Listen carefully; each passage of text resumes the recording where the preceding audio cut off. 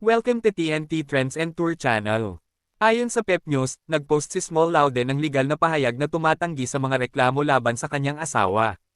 Nagpost ang lifestyle vlogger at socialite na si Small Laude sa Instagram noong Biyernes 3 ng Enero taong 2026 upang magbahagi ng legal na pahayag na tumutugon sa mga paratang na kumakalat online na kinasasangkutan ng kanyang asawa, ang negosyanteng si Philip Laude.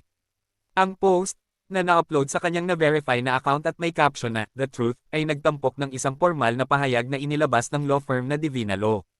Talagang itinatanggi ng pahayag ang anumang pahiwatig na si Philip ay sangkot sa ilegal na aktibidad, maging ito man ay individual o sa pakikipagtulungan sa iba.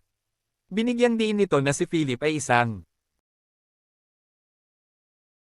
pribadong negosyante na may matagal ng record ng legal at lehitimong negosyo.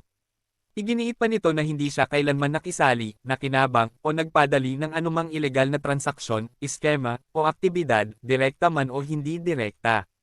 Ang pangunahing dahilan ng paglilinaw ay ang pagtanggi sa mga reklamo na nagmumungkahi ng pagkakaroon ng isang korporasyon o formal na pakikipagsosyo sa negosyo na kinasasangkutan nina Philip at Edvic Yap na kalaunan ay umupo sa pampublikong posisyon. Ayon sa pahayag, walang korporasyong nabuo sa pagitan ng dalawa. Ipinaliwanag nito na bago ang pagkahalal kay Yap, inimbitahan lamang niya si Philip na isaalang-alang ang pamumuhunan sa isang iminungkahing joint venture.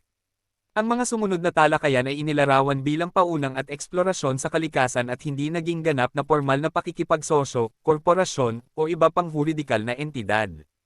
Binanggit ng Divina Law na sa yugtong ito ng eksplorasyon, isang bank account ang binuksan. Nilinaw ng kumpanya na naganap ito noong panahong pribadong individual pa si Yap at bago pa siya mahalal bilang kongresista. Ang pagbubukas ng account, idiniin ng pahayag, ay naaayon sa batas at isinagawa lamang sa pagmumuni-muni ng isang potensyal na pribadong negosyo.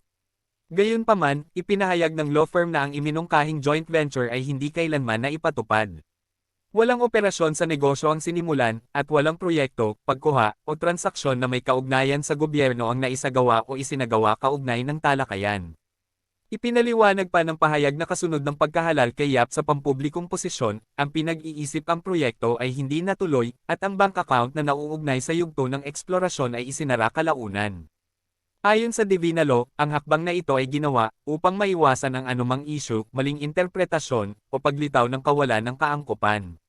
Panipi, ang mga pagtatangka na iugnay si Philip sa mga umano'y irregularidad o kontrobersya na kinasasangkutan ng mga pampublikong opisyal ay inilarawan ng kumpanya bilang walang batayan at nakaliligaw. Panipi, binigyang diin ng pahayag na ang simpleng imbitasyon na mamuhunan, pati na rin ang mga hakbang sa paghahanda na ginawa bago manungkulan ang sinumang individual, ay hindi maituturing na pagkakamali, ilegalidad, o kawalan ng kaangkupan. Nagtatapos ang dokumento sa pagsasabing inilalaan ni Philip Laude ang lahat ng kanyang mga karapatan sa ilalim ng batas, habang pinagtitibay din ang kanyang patuloy na pangako sa transparency, mga legal na kasanayan sa negosyo, at ang proteksyon ng kanyang mabuting pangalan at reputasyon. Please don't forget to subscribe TNT Trends and Tour channel, and click the notification bell to notify you in our next video. Please like and share and comment down below. Thank you for watching.